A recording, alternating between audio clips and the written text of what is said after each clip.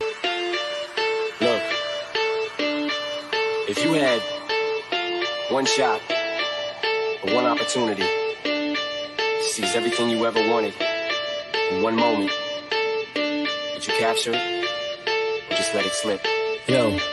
His palms are sweaty, knees weak, arms are heavy. There's vomit on his sweater already. Mom's spaghetti, he's nervous, but on the surface he looks calm and ready to drop bombs. But he keeps on forgetting what he wrote down. The whole crowd goes so loud, he opens his mouth, but the words won't come out. He's choking how? Everybody's choking now. The clock's run out, time's up, over, loud. Snap back to reality. Oh, there goes gravity. Oh, there goes rabbit. He choke. He's so mad, but he won't give up. Daddies, he know he won't have it. He knows his whole back to these ropes. It don't matter, he's dope. He knows that, but he's broke. He's so stacked that he knows when he goes back to this mobile home, that's when it's back to the lab again, yo. This old rhapsody better go back to this moment and hope it don't pass him.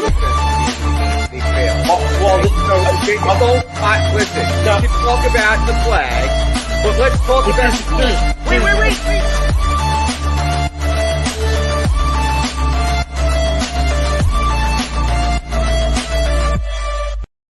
And good morning, everybody. Welcome to Trending in the AM right here on DSM Media Live. As always, Facebook, Twitter, Twitch, YouTube. You know the drill. Smash that like button, retweet button, share button. And, of course, over on YouTube, the thumbs up, subscribe, and notification bell. It's also the best place to get involved with the conversation and post your comments, questions, concerns, where we can address them live on the air, like these examples I've got set up here on the screen. We got a jam-packed show today. And we got lots to talk about. Real quick, we will be joined by Chris Mallee from 4th and Jawn and Wilson Management Alliance to talk NFL draft right around 9 o'clock, maybe a little bit before 9 o'clock. He will be joining the show. So we're going to get into a lot of draft talk today, a lot of Eagles talk, a lot of NFL talk, especially starting about 8:45, 8:50. We'll get into that shortly as soon as Chris joins us. But we'd be remiss if we didn't start the show talking a little Sixers, because what the hell happened to the Sixers? I'm your host, Phil Stifle here at Bearded Knowledge on Twitter, joined by my main man, Jason Voorhees at Mustang3651. Jason, how you doing this morning? Well, a lot better than all of us Sixers fans, Yeah. because that was kind of a deflating loss last night for everybody in the area. Deflating. That's a good term. Before the show, I was trying to think of the word to describe the loss. And I think deflating for the fans is a perfect term right there. Yeah, I mean, because let's face it. I said Sixers in 5. I've been saying Sixers in 5, and they pissed me off because they spoiled my dream. So You just wanted to be right again. I love being right, and I don't like being wrong. So you're absolutely spot on with that. No, I mean, I don't understand like how you come out like that at home. Like, it's realistically they were flat. I mean, overall just a piss poor game on all ends, all fronts. Yeah, I mean, it's like I can't even like put my finger on like how to comprehend.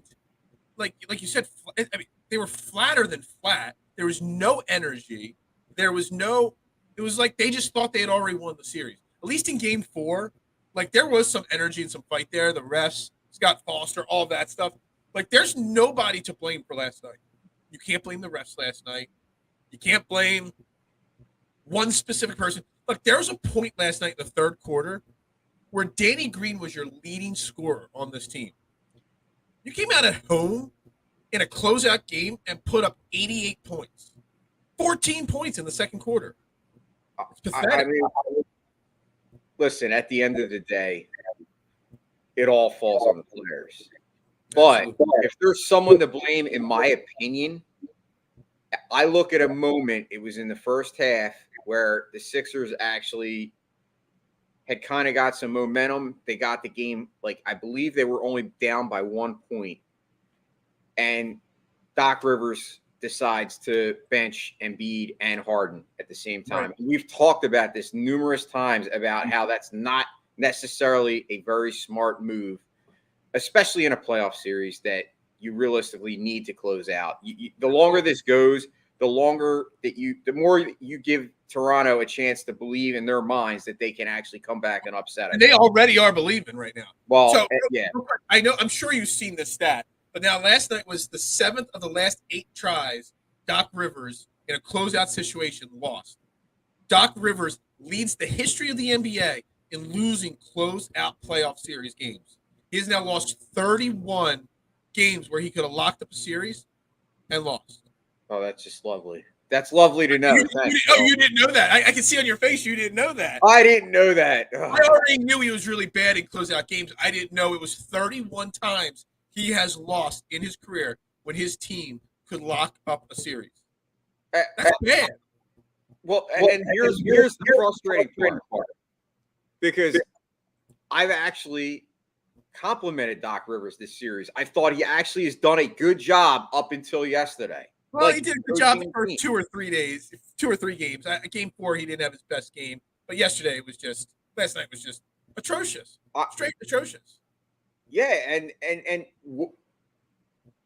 why does he believe in his mind that it's a smart idea to have him beat it and Harden off the court? Like, and if you're gonna do that, and you see that the momentum's slipping, call a timeout. He waits till they're down like 13 points to call the timeout.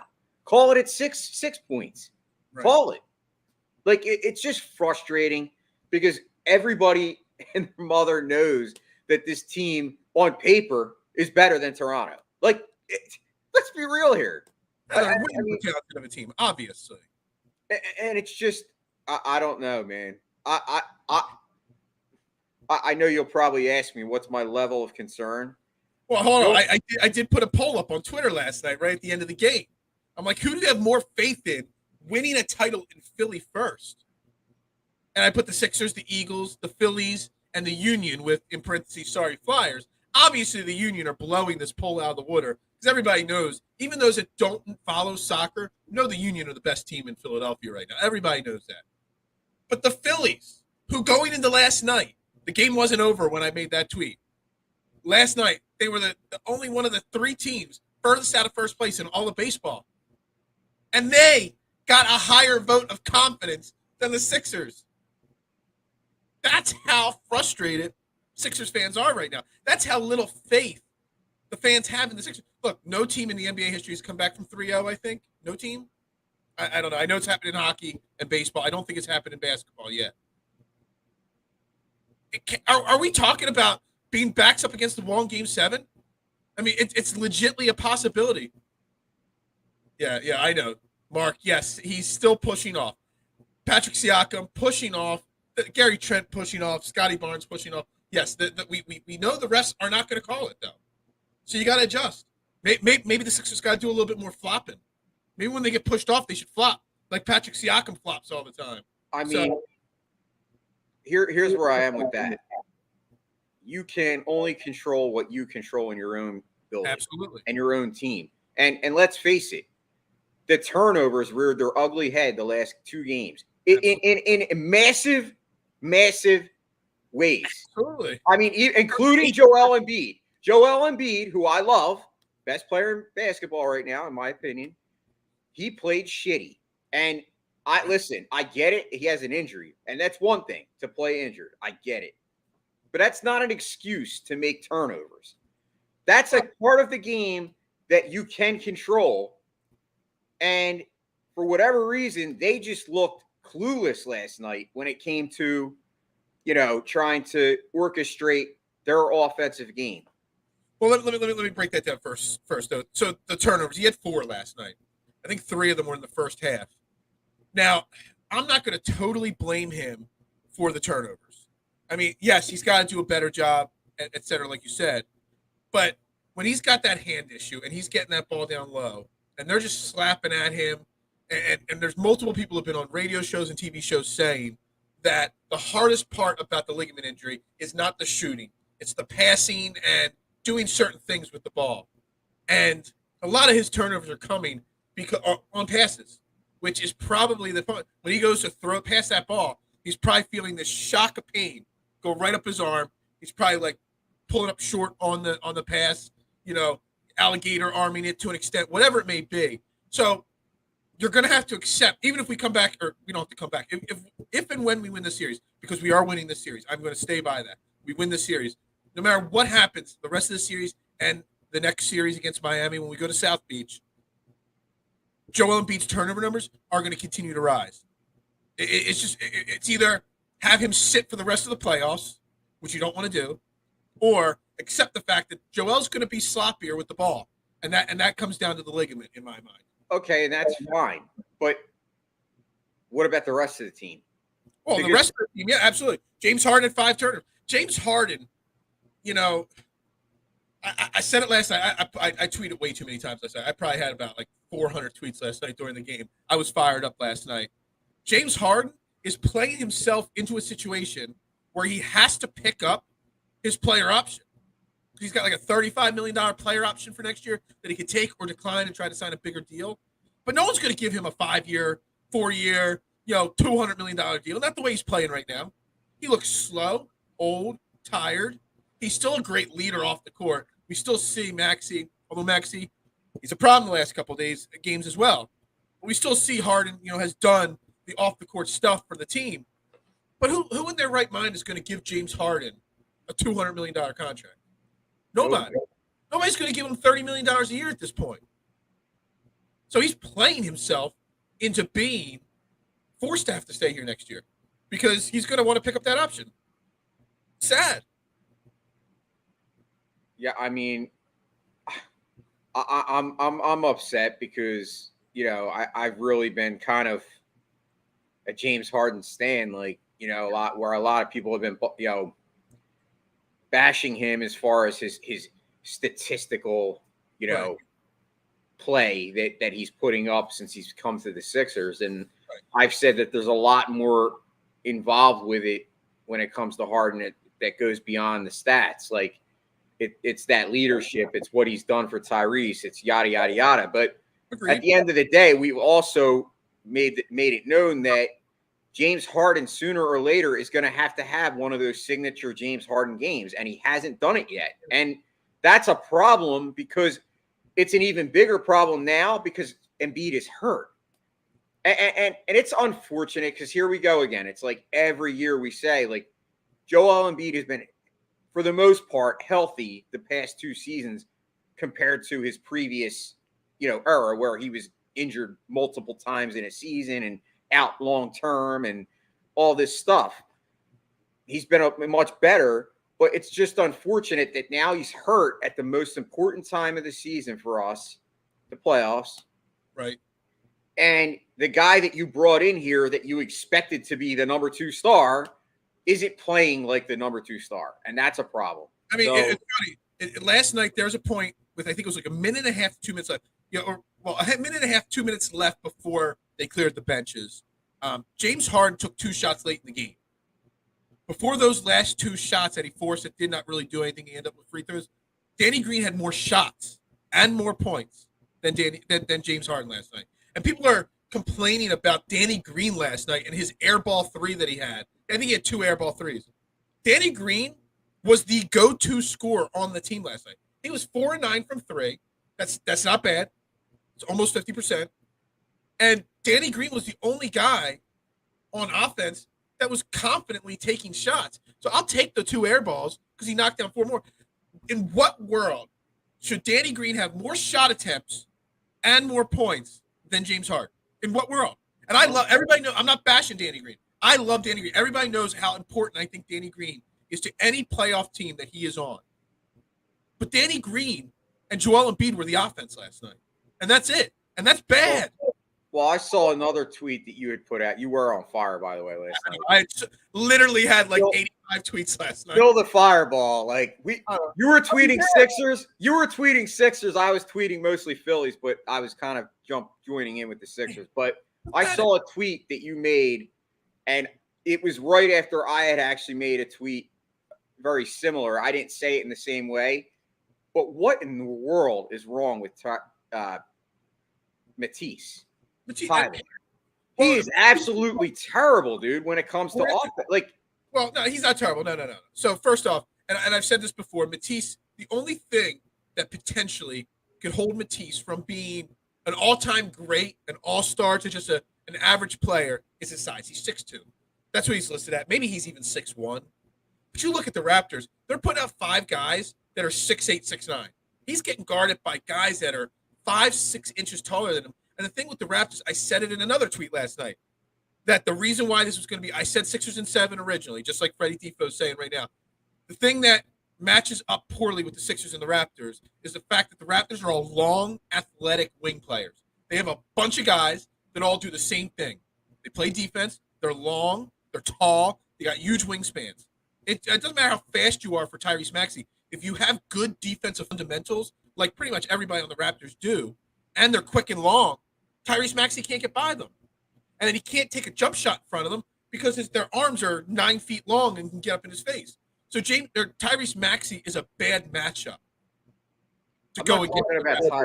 I'm talking about Matisse Thybulle. Oh, Matisse. I thought you said Tyrese. No, I meant – I meant Matisse. Yeah. Well, we can besmirch Matisse if you want to. Matisse had 6 shots last night. Why did he have 6 shots? He shouldn't have had 6 shots. Why is Matisse in the game? Matisse had more shots last night than George Niang. He had more shots last night than Paul Reed and Shake Milton. Okay?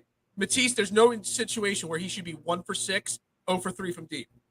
He should honestly be on the floor, period. But that's my point. If he wasn't on the court in Toronto, he wasn't allowed to talk about Matisse or Tyrese there. So that's fine, but he wasn't allowed to play. That's fine. I agree with you. But we got that out of the way with. Sorry, I went on a Tyrese bashing thing there. But what I'm frustrated with is why is Matisse even on the floor? Why did they bring him back into the lineup when he brings nothing? Yes, he brings defense. I get that. But he's such an offensive liability that it's like almost like counterproductive to the team. That's how bad it is. Like, what does Matisse bring to the table more effectively than George Niang does at this point? Matisse had 1 more minute than George Niang, 4 more shots than George Niang. He took more 3-point shots than bang, bang, George Niang. That's bad. George Niang didn't make his first 3-point shot until sometime in the third quarter. There's no need for that. And it comes on Doc Rivers. That's Doc Rivers' fault, 100%. Yeah, I'm not feeling it with Matisse. I'm just not. Matisse could ride the bench the rest of the series, and I would not bat an eye. I wouldn't lose a second of sleep. So the question is, we got 2 days off now, Tuesday and Wednesday. Thursday night, Game 6, back up in Toronto, hostile territory. Can the Sixers wrap it up in 6? Or is it going to go the full 7? I mean, Toronto's got the momentum, obviously, at this point. We all thought that the Sixers were going to come out and shut it down there. I think everybody's under the understanding that the fact that we lost Game 5 means this is going 7. Like, I hate to say it. I agree. But I don't see it. I don't see a scenario where the Sixers win this next game unless they totally change their game plan and they have a game where Maxey scores 40 points or Harden has a Harden game, which we're still waiting for. Like the clock just, Can Harden have a Harden game though? I don't know. If you watched last night's game, is there anything that James Harden did that could give you the confidence that James Harden can have a James Harden game? I mean, I did see. I don't want to say I didn't see effort from Harden because I did. Early in the game, it seemed to me like he got frustrated. Like, it seemed to me like the whole team got frustrated and like the wind just went out of their sail. Like they didn't have any energy in that second half. Right. And that is another problem. And that I blame Doc for that a little bit because Doc needs to be, the leader when it comes to, getting these guys, prepared. How do you come out like, especially at home? I mean, I don't understand how you can come flat. I know your man Don from Drunk on Ice. I mean, I know he was at the game. If I was a Sixers fan last night and I spent $250, $300 to go see a close playoff, and that's the effort I got. When you lose a close game, like when you lose a close game in overtime or it's hard-fought battle, okay, one team played better than the other team, whatever. But when you go out there and put an energy level like you did last night, how could you not be 110% pissed off at you? I honestly, I would literally be calling the Sixers ticket office. I want my money back. That was not delivering what you promised, which is an entertaining, game. I would be so furious if I dropped money like that to go see the game last night. I mean, absolutely. So the question is, do they win on Thursday night? No. They're 1.5 point. How they're 1.5 point favorites in Toronto after the last 2 games? I know, armchair commentary guy. I know you're a Raptors guy. How are the Sixers the favorite team going into this? I have no idea why they're going to lose Game 6. I don't have any faith after watching that performance. This is a big comment. And Fred VanVleet, their lone all-star, wasn't even suited up last night. The one guy is always going to knock down a clutch 3 against the Sixers was not on the floor last night. That's pathetic. Sixers and 7. That was my original prediction, Freddie Defo. I said originally Sixers and 7. That's what I thought. I'll stick by it. They went from 8.5 point favorites to a pick 'em. I bet this. Yeah. I mean, it's bad. I'm looking at ESPN right now. ESPN's website's got them at minus 1.5, the Sixers right now. That's bad. How is that possible? They're not winning. Maybe that's what they wanted. Maybe they wanted us all to root against them, and then that's when they're going to, show up. Dude, I'm at a loss for words. So the other question becomes, not only will the Sixers win or not, what will you do on Thursday night? Because Thursday night at 8 o'clock will be the tip. Well, with the way playoffs go, it says 8 o'clock tip. It's really probably like an 8:15 tip. Will you be watching the Sixers game? Or will you be watching the NFL draft? Will you have 2 monitors on? What will you – I mean, why couldn't we just wrap it up after Game 5 so we can focus on the NFL draft? But no, now we have to go to a Game 6 and have to have split monitors so we can watch both the draft and the Sixers game, and a third monitor because we're going to be live here on DSM Media for the entirety of the first round of the NFL draft. Like, what are you going to be watching? That's a good meme. What? 3 different screens? Yeah, and have Phil like this, just go like this. I can't watch it all. I don't know how to create a meme, but if I did, I would do that. I would just I'll just make the face, and then you can input. Oh, Freddie Defo. Do they still exist? Only somebody that knows Impact Wrestling knows that. I didn't even know they were a wrestling company anymore. Sorry there, Freddie. So what will you be watching on Thursday night?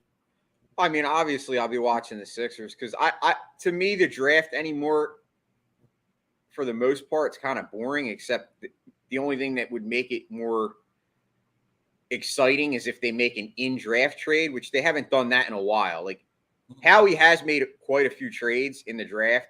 He traded up last year in the draft from 8 to 12. Yeah, but it wasn't like they traded up to number 3 or something. So it didn't really change the landscape that much. I could see a scenario where the Eagles do that. I mean, we're going to talk. I don't really want to talk Eagles, but Chris Mallee's going to be on here shortly. I think, to me, the draft, like I said, the Sixers, to me, they have to win. Like, I don't want to go to Game 7.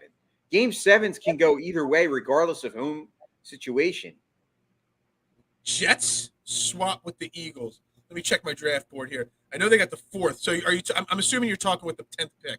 I could see them trading up Freddie Defo to the 10th spot, but it depends on who's falling down the board first. Well, I saw quite a few reports yesterday. They said Todd McShay apparently said that Jameson Williams is their definite target. So yeah. I don't know how. Me and you are both. I've been saying him since before the season ended, and you're on board with Jameson Williams as well. Like, they're not going to trade up super far, but I could see them hypothetically trading up to 10 for him. I wouldn't put it this way. I wouldn't because he is the guy I want. Yeah, exactly. I mean, we actually want a guy that's got coming off a massive injury and all, but in this day and age, injury recovery is a little different.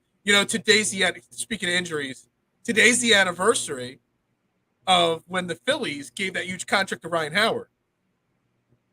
And then that didn't work out because of injury and stuff like that. So little sidebar, little note there. But it's funny when Facebook memories strike you and you see your Facebook memory and you're like, oh man, I can't believe I thought that all those years ago. That was 12 years ago. And that one's one. I liked it then, and I liked it now still. It was still a good deal. That was our Phillies talk for the day right there. Phillies won last night, right, Jason? Phillies won 8-2. Anything interesting in that game that you have to touch on? You got about 2 minutes till Chris gets on the show. I mean, Bryce Harper did hit a home run, and he had a solid game at the plate. And the bats finally came alive a little bit. Right. So let's see if it could continue. That's where I'm at with the Phillies. Like, it's fine. That's what we expected, but let's see more. Yeah. They didn't hit a lot of home runs. Obviously Bryce Harper homered, but it was a lot of small ball. There was Kyle Schwarber hit a ball that would have been caught by any other team, but the Colorado Rockies, 2 outfielders both watched the ball drop in front of them. That was kind of funny, actually. Okay. But other than that, we need a winning streak. We need at least a W. So we need another W tonight. We'll get back. We're going to pay a quick bill here. Have a quick commercial here, break here, and then we'll be right back with Chris Mallee. What's up, everybody? Phil Stiefel here. Trending in the AM. Look at this site right here, 99jersey.com. Proud supporter of all Trending in the AM shows. Make sure you check them out. Like I said, 99jersey.com. They have the best jerseys of all your favorite athletes from high school, college, movies, TV shows. You got the Kobe Bryant, Lower Merion, the Charlie Conway, Mighty Ducks. Everybody always asks where I got my Sugar Shane Falco jersey back there from the Replacements movie. 99jersey.com. I mean, Magic Johnson, Michigan State, Lonzo Ball, Jalen Rose, you name it, Russell Westbrook, you name it, they've got it on this site. Make sure you check them out, 99jersey.com. Use promo code TRENDING at checkout. It gets you 15% off right away. 99jersey.com, promo code TRENDING. Yo, support the podcast that brings you the heat every single morning. All right, did not time that as well as I thought. We're back here Trending in the AM. I am your host, Phil Stiefel, joined as always by my main man, Jason Voorhees. Yes, mid-show ads. No, we haven't arrived. Well, right. Check out their site, Freddie. It's great. I got jerseys from them. They're a great site. Got to try to make a few bucks here, Freddie. I haven't gotten YouTube to the point where, we make ad revenue yet. So I got to find a way to make a penny or two. I got to make it worth spending every single morning, Freddie, with Jason. If I'm not making some money, why am I spending all this quality time with Jason? It is what it is. I tried to time that so it was right at 9 o'clock when Chris Mallee would join. I was about 2 minutes early there. My bad. But we're going to start talking NFL draft here, okay? So the NFL draft, like we said, we got rumors of the Eagles swapping up with the Jets. We got, all this different stuff that, is rumored to happen. And I'm going to ask him to start the show there, Jason, once he joins us. But your thoughts on my first question I'm going to ask Chris is that we're hearing a lot of talk about the quarterbacks not as good this year as other years. But in my opinion, the draft always goes, no matter what, how the quarterback play or how the quarterbacks fall and shake out on the board. And you know what? People might say this quarterback class isn't that great. I disagree, maybe to an extent. But I still see, everyone's like, maybe one, maybe two quarterbacks. I still see multiple quarterbacks going in the first round. And as the quarterbacks start to come off the board, that's how you'll see the rest of the board shake out. Whether Pittsburgh or New Orleans have to trade up to get a quarterback, whether Detroit takes one early, takes one at 32, or moves back up into the first round, to take one, all those things. I still see 3 or 4 quarterbacks going, no matter what happens. Yeah, I tend to agree with you. I mean, and it's funny how every year there's a narrative surrounding quarterbacks that in the draft. And every year, for the most part, a lot of those scenarios play out totally wrong as to what we expected. And I'll give you examples.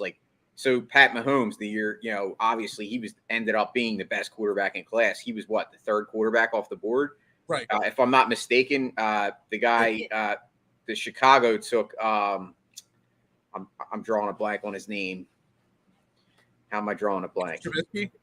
Trubisky, yes. So, he was the biggest, thing since life's bread, and we saw how that worked out. He's a backup now. So I don't buy that any year when they say, oh, the quarterback class isn't that good. Because let's face it, everyone is a prospect. Doesn't mean that we know everything that's going to happen. Doesn't mean that we know, where this guy's going to be 3 years from now. It's the same thing with Jalen Hurts. A lot of people are still down on Jalen Hurts, but our guest is about ready to join us. So all right, let's add our guest here.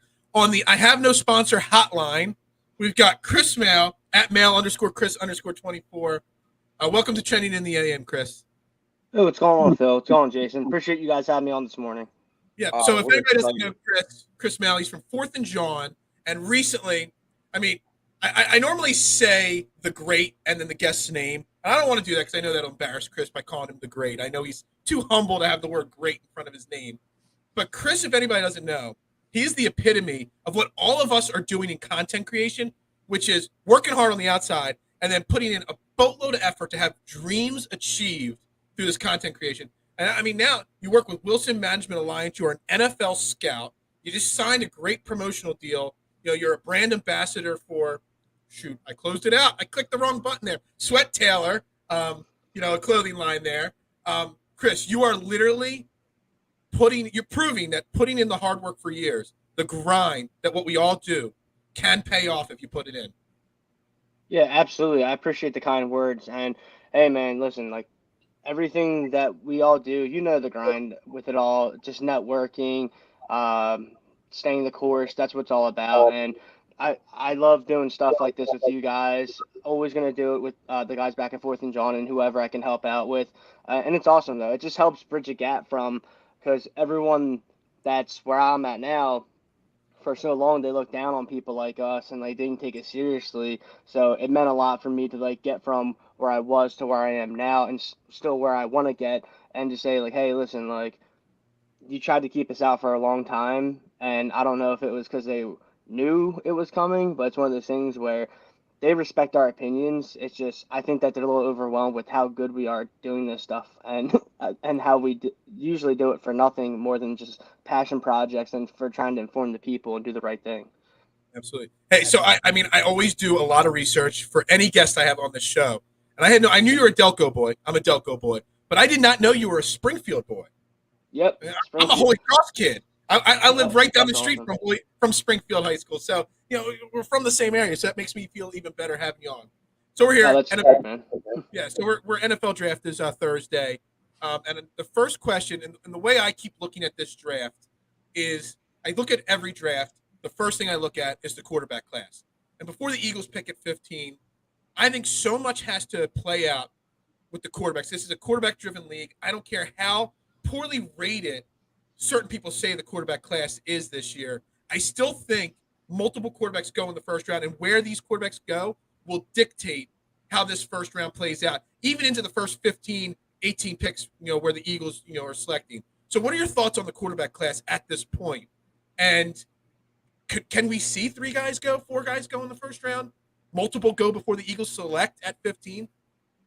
So, in regards to the quarterback class, this is like any year where people are just like looking at the players, and it's one of those things where you got to realize people weren't that excited about Mac Jones last year, and it's all about opportunity and the situations that they go into. Not just the quarterbacks, all of these guys, because seeing all these guys firsthand down at the Senior Bowl and talking to player personnel people, different scouts, and some of the coaches, they'll tell you like, listen, like all these guys are here for a reason, and they have a role in the NFL. It's getting them with the right coaching, and them staying the course, putting the work in, because all these guys are talented and great athletes, but you got to put them in the right scheme for them to succeed, because you see that sometimes it takes someone going to a different team to finally find their fit.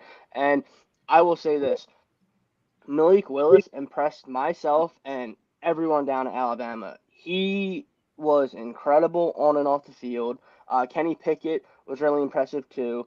And it's one of those things where it's kind of, as soon as the snowball starts going on a player in a negative way, always negative, that's when it's like people are like, wow, like maybe we don't want this guy. You see it all the time on draft Twitter. It'll be like, oh, like Devontae Smith's too small. Then everyone's like, oh my God, like looking up stats of people his size and saying, oh, like he's not going to succeed because of this, this, and this. And instead of saying, hey, like this guy has succeeded his whole life. Like, why all of a sudden? Because everyone's looking for the negatives. And I will say this, Malik Willis and Kenny Pickett, I know for a fact, I think Malik's going to be gone in the top 12-ish range.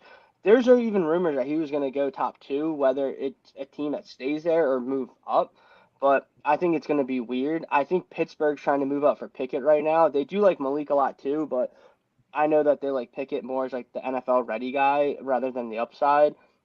And I would look at pick 32 for a team to possibly move up, like 30, 32 to move up for one of the third or fourth quarterbacks, whether that's Ritter or Corral, because then you get that fifth year option for the first round picks. But in general, I think that people are overreacting with the quarterbacks because last year everyone's talking about, oh, like Lawrence this, like that, and those guys and Zach Wilson, like those guys didn't have that great of seasons. Like you saw flashes, but you see they go to these bad teams at the top of the rounds, and then it's hard to do much when the team itself is trying to figure out its identity, and you bring in a rookie quarterback with the weight of the world on his shoulders, and it's overwhelming. That's why you saw Mac Jones go to a situation where they had an established team, and he was like, listen, I'm just going to play mistake-free football, get the ball out fast, and do my thing. And then you see a guy like Tua who has a million people around him now, and we'll see how that turns out. But it's all about the situation. I mean, it took Josh Allen a couple years, and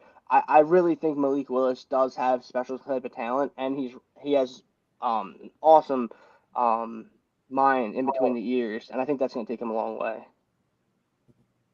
Yeah, I mean, I've seen and I've actually felt that Malik Willis could go to Detroit or whoever trades up. I can see Carolina.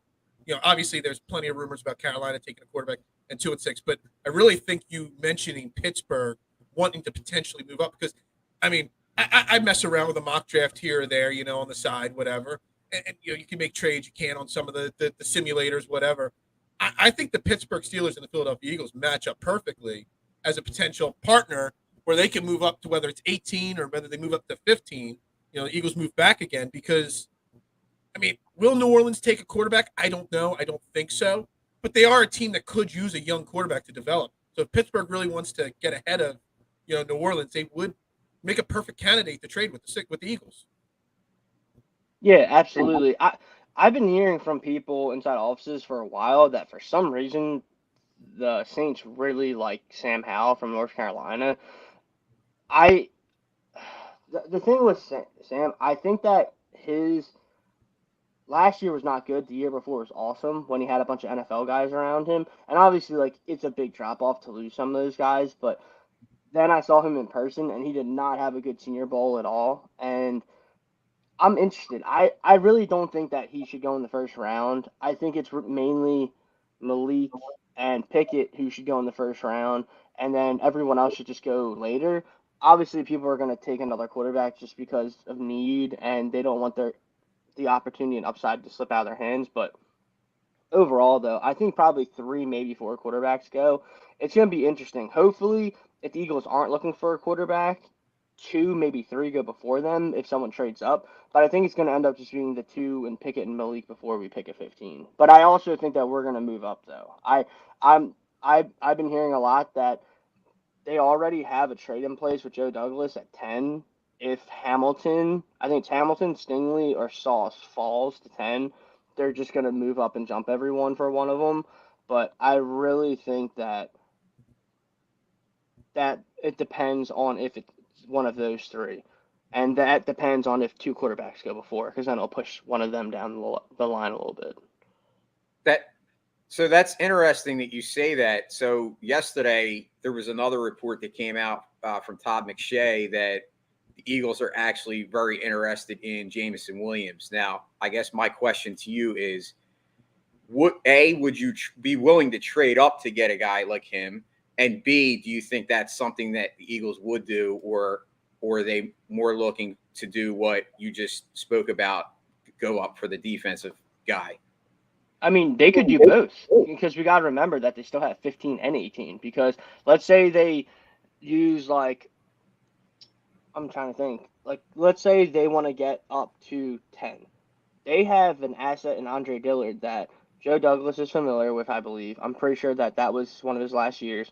They could combine 15 Andre Dillard and maybe one of our many fifth-round picks, and you get up to 10, and then you get the guy you want. And let's say Jameson Williams is falling around the range, 15 range, and you call Joe back or you call someone around there and said, hey, we'll give you 18, and then we have something else that they might want. Then you move up again and you get Jameson Williams. That being said, I really do think that Jameson Williams is a phenomenal prospect. He's coming off an ACL injury that they are saying he's recovering very well from. That being said, this is a class where there's a lot of receivers, and it's worrisome to take the guy with the injury, obviously with the upside with the injury, because there is Garrett Wilson, there is Chris Olave, there's Drake London, there's Traylon Burks, there's all these guys, and even in the second round and on, they're starting wide receivers for this team. And not just because we need wide receivers, but because these guys are good. These guys are polished. Like, that was the one thing that I saw at the Senior Bowl that was awesome. Like, there were guys that I think you can, I mean, like any draft, like, when people find, like, the Jarvis Landrys, the Stephon Diggs, and, like, the third round and later, like, that's what you find at the Senior Bowl. Like, Khalil Shakur that we had on the show, like, that kid's going to be really good. I mean, and then you find other guys like Felix Jones from Tennessee. Like, these guys are plug and play starters that are just going to be like off the street some people's minds because they weren't first and second round picks. But every year you see it. I mean, Stephon Diggs is a guy that just came right into the picture, into the mix, and was a great player for Minnesota when he was there. And you see guys like Tyreek Hill. And think about it. All the guys that are getting paid in the NFL right now, almost none of them are first round picks. Devontae Adams, Stephon Diggs, Tyreek Hill, all these guys were later picks. And Deebo Samuel, AJ Brown, DK Metcalf, all non first round picks. So it's all about identifying the talent, and then saying, hey, this is a good kid, good character, and I think he's going to work well in our scheme. So with the wide receivers, I mean, obviously the Eagles need another wide receiver. They struck out obviously with the Calvin Ridley, situation. They didn't get Christian Kirk, which was fine based off of the deal, that he got. Obviously, a lot of people say, oh well, they're going to just draft defense in the first round, blah blah blah. And I've been saying since before the season even ended that not to be surprised that a wide receiver goes, whether it's Jameson Williams or one of the other guys that you just mentioned. How confident are you, or what would you put the percentage chance that the Eagles do take a wide receiver within their first two first round picks? I think it's pretty high. But I've heard everything. I've heard that they're gonna take Malik Willis. I've heard that they're gonna move up for Hamilton. Hold on. You've heard they're gonna take Malik Willis? I've heard that multiple times. But that's the thing, though. Like, you don't know, and like you don't know what is true or not, because they have a lot of like smoke and like diversion stuff always coming out, because they want someone like me, quote unquote, to find out and then me to put it out there, and then a team's gonna move up in front of them, take Willis, and then push the guy they want down. And that's the thing, though. Like, for the most part, like, I keep most of stuff to myself. It's not worth the headache, especially on Twitter. But that's the thing, that like, I do know legitimately they have looked into all the quarterbacks. They've tried to trade for every quarterback. They've looked at every quarterback in the draft. Like, they're not satisfied with Jalen right now, but they also know that they have a perfect bridge guy with upside, because Jalen is a perfect representation of what you want as a quarterback, off the field and on the field, as someone that's going to work tirelessly to make himself and everyone around him great. Does he have it within him talent-wise? We're going to find out, and that comes with surrounding him with people like Jameson Williams, like we talked about in the first round. I do think that they probably end up taking a first-round receiver, because Olave and Jameson Williams are like the two names that just keep getting rotated with the Eagles.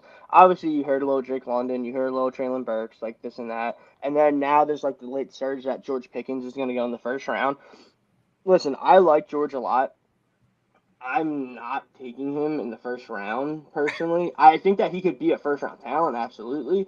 But the value's just not there. Like, because he's a guy that everyone's talking about in like the 38 to 50 range, and then if you take him at 18 or like a little bit behind there, it's like, was it really worth it? Because it reminds me of a Jalen Reagor situation. I think that it's so someone was talking to me about that earlier, and I was like, it's different because Pickens is like ready to go. So you know that you're getting a guy that is like a dog, like he's a great player, and But that's why it's really confusing with that situation because it's more about value. Because that was the thing with Jalen. Because at my first mock draft had him at pick 53, and that made a lot more sense. But then I just kept hearing everyone say Rager's going to go in the first round. Rager's going in the first round. I'm like, all right, cool. In no world do you take him in front of Justin Jefferson. That's how people get fired or should get fired, not get 3-year extensions. But that's Tell me how you really feel about it. that's my piece on it. Listen, like I will never shy away from my takes. I think that Jalen Reagor, from everyone I talk to as coaches from high school all the way through college. Every single person, all the players, Patrick Mahomes, all these guys that train with him, they love him. They think he's great. And then as soon as he gets to the Eagles, implodes. So I don't think that they should have taken him at 21, especially in front of Jefferson. But and that's why, like the whole Pickens situation, I don't think it's the same because I think Pickens is already a way better player because he's just like a pure ex-starter from Georgia. Like that dude's good to go, and they're like night and day with the way that they play. I just think that value-wise, it's the same because there's all these wide receivers that we're talking about, and Pickens all of a sudden is like the late riser. It's kind of like Denzel Mims. I think he's better than Mims, but Mims that year because people are telling me let's take Mims at 21. I'm like, no, let's not take him at 21. Like I don't think that he's gonna be that good. He barely even starts on the Jets now. It's like one of those things. Like if you told me, hey, let's take T Higgins at 21, that's fine because you're getting a guy from Clemson who's a stud, and that's how I think Pickens is a little bit. But it's also like all these other guys are stacked up right around that same range that had been in the first round conversation the whole time, not like a late surge with Pickens. So that's why I would say I wouldn't take Pickens in the first, at least not at 18. If you move back to like 28, 32, maybe. But people got to remember, 31 other teams have to draft. There's a ton of other positions, especially tackles and D linemen. There's gonna be so many edge rushers going in the first round. Like it's just gonna push all the wide receivers down. So it's not that big of a deal. So we obviously now that answers one question on our list here. Who's the guy that's rising up from into that first round that probably shouldn't? So which guy that was maybe originally a top 5 prospect or top 10 who's falling down draft boards in the first round too far, or first round that maybe teams are going to overlook and they're going to be like, well, why did we skip over this guy? Why did we let this guy fall into the second round? Who would probably be the one that you would say is falling the most? I would say it's Kyle Hamilton. I mean, ever since his combine people have been like, oh my god, like this guy isn't testing that well, this and that. But everyone is like consensus, like he's the best player in the draft. Best player in the draft, but he doesn't test well. And that's where all the confusion comes, and that's where a lot of smoke comes, because then a team in our range is like, oh, yeah, he sucks. I wouldn't take him, because then people are hoping he falls down to where because in no world 4 months ago did anyone think Kyle Hamilton could end up in, like, the 8 to 15 range. Everyone thought he would go number 1 if he wasn't a safety, just because you're not going to take a safety number 1. And you're probably not going to take him 2 or 3. But I talked to people in Detroit when I was down at the Senior Bowl, and they're like, oh, yeah, like we would consider taking Hamilton at 2. He's the best player in the draft. And I'm like, okay. And then a month later, everyone's telling me Hamilton's overrated. Like, he shouldn't, he's going to keep falling. But I keep hearing that he's been sliding a little bit. Stingley's been sliding a little bit. I think Kenyon Green, who I really like, the guard, he's been sliding because I think of a knee issue. One other person that could slide or just go first or second overall is Thibodeau from Oregon, because people say that he might have like character issues, but it's more like I heard Todd McShay talk about it. He said that Thibodeau is someone who knows that football is a means to an end, to where he wants to get into like entertainment, being an entrepreneur, but he's like, he knows he has to put in the work. And whatever years you get from him in the NFL, it's going to be special because that kid's really good. Like, Thibodeau is unbelievable. It's just people aren't sure how much he loves football, and that's where there's a little hiccup there. I'm trying to think. Other than that, I don't want people. Hamilton's the one that sticks out to me because I know my man Sam the Swag Man, on Twitter, yep. Sam Wagman. I mean, he put out a mock draft like a month and a half ago with Kyle Hamilton go to the Eagles at 15. And I just saw him like, dude, there's no way possible. And now every single week that goes by, I kind of think, man, I was wrong for saying that. There's every single week that goes by, there's more and more likelihood that he's either there at 15 or the Eagles only have to move up 2 picks, 3 picks to maybe have a chance to get Yeah, somebody like him. It's I wouldn't insane. say you're wrong.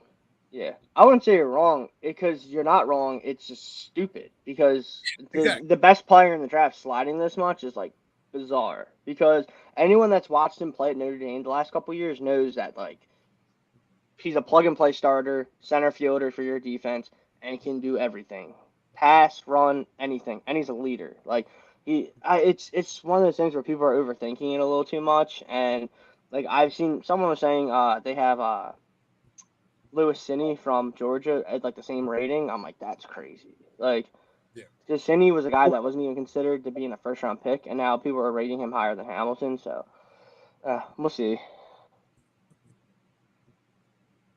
So, the Eagles now, obviously we talk a lot about, the first round picks, and the 15 and 18 with maneuverability. But sometimes you really can really build your team in that second, third round. You got the 51st pick, the 83rd pick, even the 101st pick. I mean, I always say the top 100 picks are, the most important picks in the draft. Having 101, all right, what we're going to say for this week, we're going to say 101 picks are the most important picks in the draft.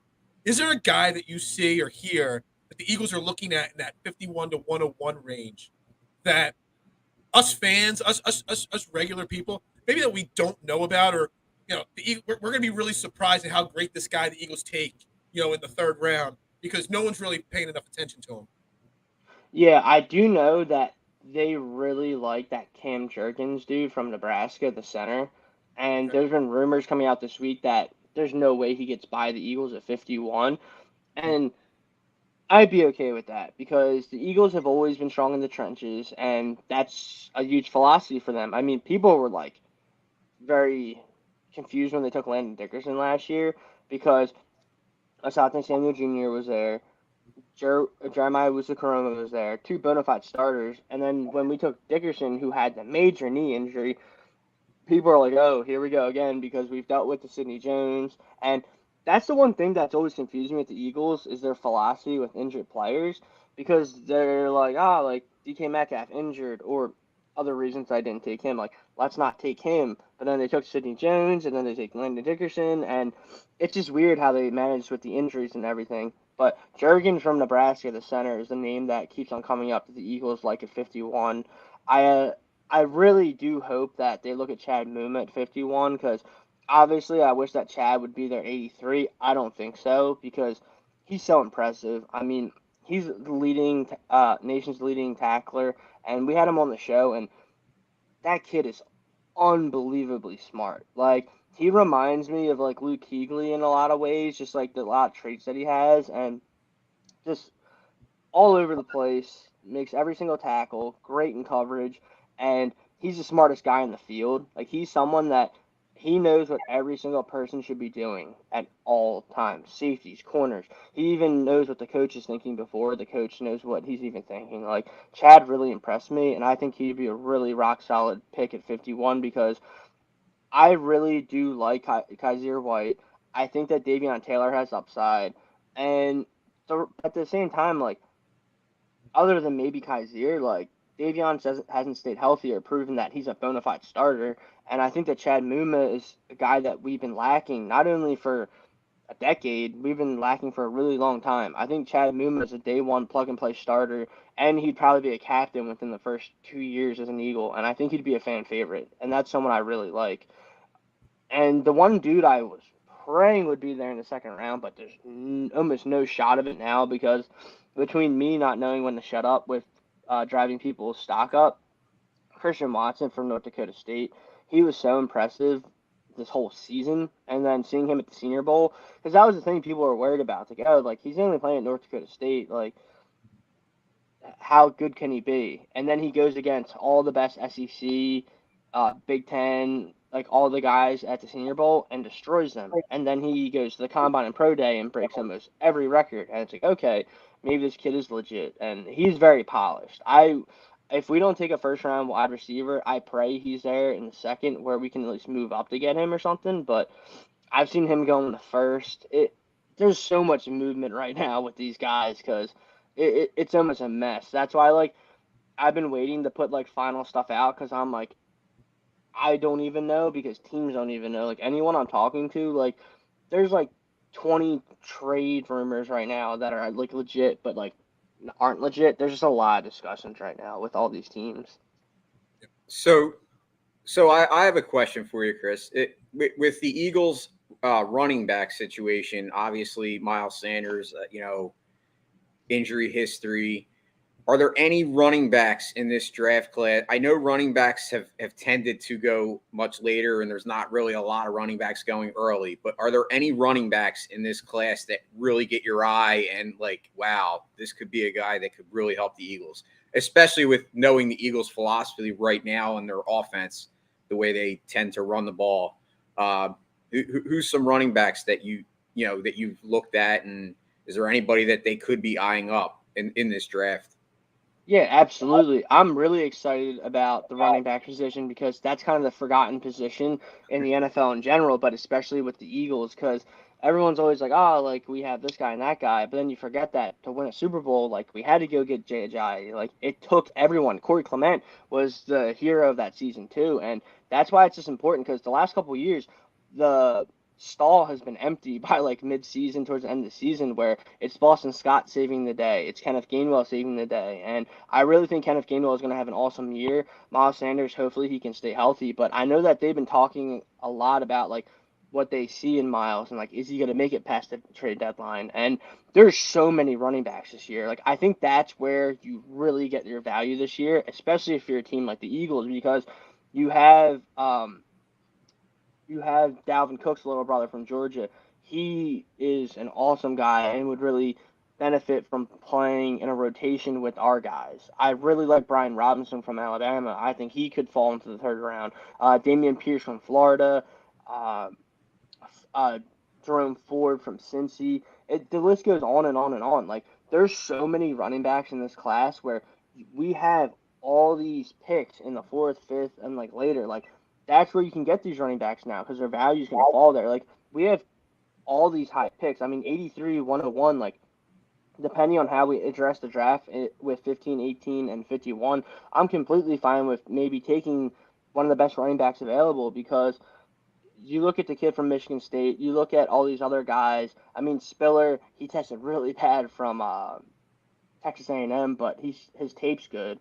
But there's all these guys, and Brees Hall is probably going to be the first running back taken. I wouldn't go that high, but you can find a Brian Robinson who's a national champion from Alabama. Like you can find that guy in like the third round probably just because of value, and he could even end up starting by the end of the year for us. And I really think that the tight ends and and the running backs are where the value is this year. And I absolutely think that we're going to take a tight end. Obviously, we have the best tight end in football with JJ Arcega-Whiteside, but at the same time, I still think that Tyron Jackson with the broken back, and you have Goddard, who's awesome, but you need a 1-2 punch in the NFL, especially with the type of offense we run. A lot of running right now, and you Hurts, who has his limitations right now. It's very important to have two guys that are almost like safety valves. I mean, you can almost throw to Dallas Goddard every play.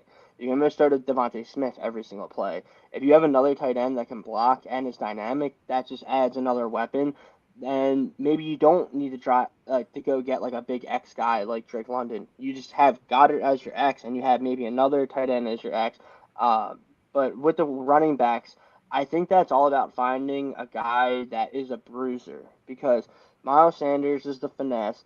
Kenneth Gainwell is kind of like the Austin Eckler Swiss Army knife guy, but the Brian Robinson addition would be awesome. Just a guy that you're getting a younger Jordan Howard esque guy that you're getting 3.5, 4 yards every play. Will put his body on the line to block for your quarterback, and I think that's really something that we've been lacking since we had LeGarrette Blount, and obviously fans loved it seeing Jordan Howard, but let's get someone younger, more affordable, and I think that that's going to be a huge addition. But definitely guys like Brian Robinson, Damian Pierce is really underrated from Florida, and he doesn't have a lot of tread on his tires. Those are two guys that I really like. Okay, so as we get ready to wrap this show up here today, 15, 18, 51. When you go to do your draft recap, Your best bet. Who will, if Chris Mallee was the GM of the Eagles, dream job for everybody, right? Especially for you. Who will we be talking about Monday morning that were the first three players taken by Howie Roseman and the Eagles in this draft? 15, 18, 51. 51. You can count trades if you think they're going to move up or whatnot. Okay. The first three picks was take. I'm hot. I am almost without a doubt because they always do something. They always do a trade. I think they're trading up to 10 with the Jets. I think that I don't want to jinx it. I think they're going to end up with Kyle Hamilton. I'm saying Kyle Hamilton with the 10th pick. I think that they're going to move back from 18 to like the 20-something range. I think that they're going to end up with. So they don't need Brisker anymore, so he's off the board. I'm going to say they're going to end up with. Dude, see, this is what they're going to do. They're going to take like Ojabo at the end of the first round, and everyone's going to be like, oh my God, like the guy that we're not going to get to see play. Like, but that's the classic Howie move. Satisfy you with the first pick. That is what I preach on this show whenever we talk the draft. Follow Howie's MO, not what you leaves. No, but that's what I mean though. Like last year we took Devontae Smith. Everyone's like, yes, and then it's like Leonard Dickerson.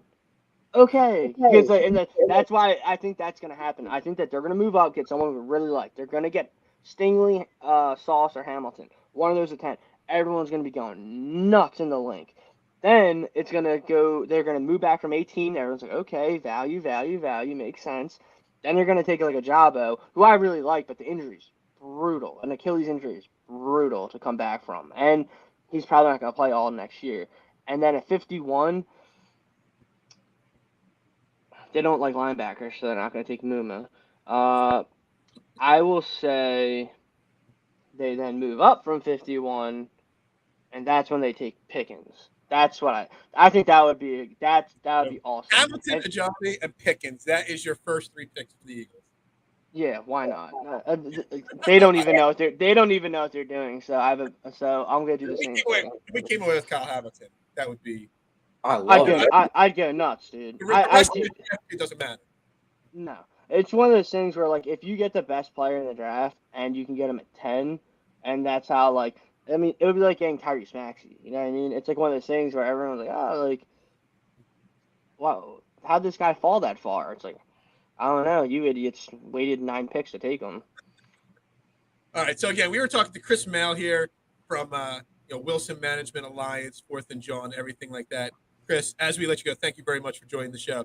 Sixers wrap it up on Thursday night, or are we going to be forced to have to watch a Game 7, Sixers Raptors? I mean, I don't think that it should be called the City of Brotherly Love. It should be called the City of like Pain and Agony. It's just one of those things where, of course, there's going to be a Game 7. Of course, it's going to be dramatic. Of course, our children that I don't have kids right now, but of course, like. The children of Philadelphia are going to have to watch their parents break their TVs, win or lose. And I don't know, man. I was the game before, like a lot of refereeing BS, and I was like, okay, whatever. We're in Toronto. Then last night, that was just a complete team and coaching failure. Like, Harden looked awful. They just, what do we have? 53 turnovers in the last 3 games. Like, that's unbelievable, dude. Like, I can't even imagine. Like, even if you tried to throw a game, you might not have 53 turnovers in 3 games. Like, that's how bad that we've looked. So, I hope they close it out, man. But as always, always love chatting up with you guys about the draft and anything. Feel free to have me on anytime. Always reach out. When I'm free, I'm free. And I'm always down to talk about all these guys. And, hey, guys, enjoy the draft, man. Thanks for having me on, though. Keep up the good work. Thank you so much. Yeah, appreciate you guys. You too. Thanks for having me on. All right, thanks a lot. Appreciate it. That was Chris Mallee there from Wilson Management Alliance. Special thanks to him, Jason. Thanks for reaching out to him, Jason. A lot of great – dude, could you imagine if we got Kyle Hamilton? I know. I'm going to have to reach out to my man Swag Man. I told him, yeah, you're crazy. The Eagles aren't getting Hamilton. And now every day goes by, and I think there's a more and more likelihood that Kyle Hamilton might be a Philadelphia Eagle. That would be great. I mean, if we get Kyle Hamilton – I'm not going to say I'll run around naked, but Jesus. Please don't say that. He is the best. And somebody's going to hold you to it, so don't say that. Retract best that player. No, I didn't say it, but I'm saying he's definitely the best player in the draft. If we get a safety, like obviously, you know, we have a guy that is revered in this city forever in Brian Dawkins, and we know what type of player he was. And I'm not saying Kyle Hamilton is Brian Dawkins, but what I am saying is he could bring that same energy and, you know, hey, you know who I want, but if it came down to it, I'd much rather go defense than have a wide receiver that we could get in the second or third round, as Chris said. So, all right, we're going to wrap the show up there for the day. We'll be back tomorrow. We're going to continue the draft talk tomorrow for sure. We'll have a Phillies game to recap tomorrow, but we'll also continue this draft. Maybe we'll run another mock draft now after listening to, Chris speak there a little bit. Maybe we'll have different thoughts on how the draft plays out when we run this mock draft. But everybody have a great day. Thanks for tuning in today. Trending in the AM right here on DSM Media. Make sure you hit the subscribe button, follow button, retweet button. Continue to help us grow this show. New goals every single day. We're trying to take over the morning airwaves here. Just plug us into your Apple CarPlay or your Google CarPlay. You can listen to us on the car ride to work. Listen to us on the way home from work. It's what you got to do. It's what Mark does. Hey, it's perfect. Everybody have a great day. I'm Phil Slifer, your host. Give me a follow at Beard of Knowledge. Jason Voorhees at Mustang3651. Y'all have a great day. And, it's back to 6ers and 7, baby. We can't say 6ers and 5 anymore, can we? 6ers and 6. 7. 6ers and 7.